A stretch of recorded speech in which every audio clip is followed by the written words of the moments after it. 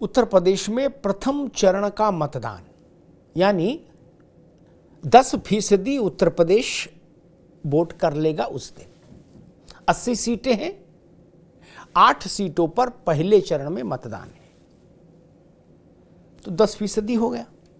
अब इस 10% में किसके पास खोने को और किसके पास पाने को, यह समझना जरूरी है। 2019 में इन्हीं 8 सीटों में से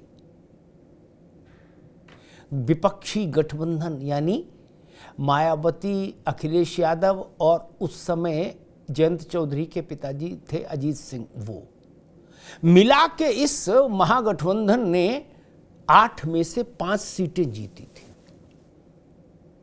भाजपा की सांस फूल गई थी इन 8 सीटों पर, और भाजपा के हिस्से आई थी कुल 3।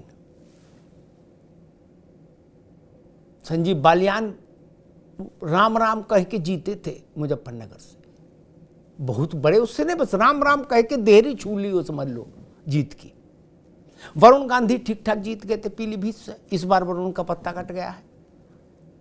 वहां जतिन प्रसाद मोर्चा संभाल रहे हैं, और कैराना, और 5 सीटें जीती थी, जिसमें 2 बसपा की, 3 अखिलेश यादव की पार्टी की। सहारनपुर, बिजनौर और नगीना मायावती ने जीती थी। मुरादाबाद, रामपुर और ये 3 सीटें जीती समाजवादी पार्टी ने, यानी 3-2-3 ये स्थिति रही थी इस प्रथम चरण की सीटों की 19 में। इस बार तस्वीर बदल गई, अखिलेश यादव अलग हैं, उनके साथ अब कांग्रेस आ गई है, और मायावती अलग है। मायावती का भी कुनवा बिखर गया। जो नगीना से जीता था उसको बुलंदशहर लड़ने भेज दिया, इकलौता जिसको उन्होंने टिकट रिटेन की।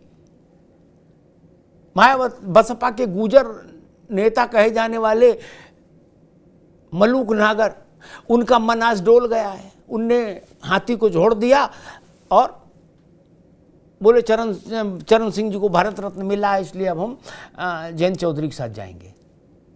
ये स्थिति है इस पूरी भौगोलिक क्षेत्र की, इन 8 सीटों की।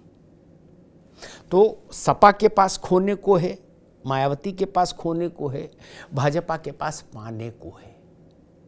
8 में 3 तो कुल जीती थी, तो जो कुछ आगे बढ़ेंगे तो पाएंगे, उनको अपनी सीटें बचानी है।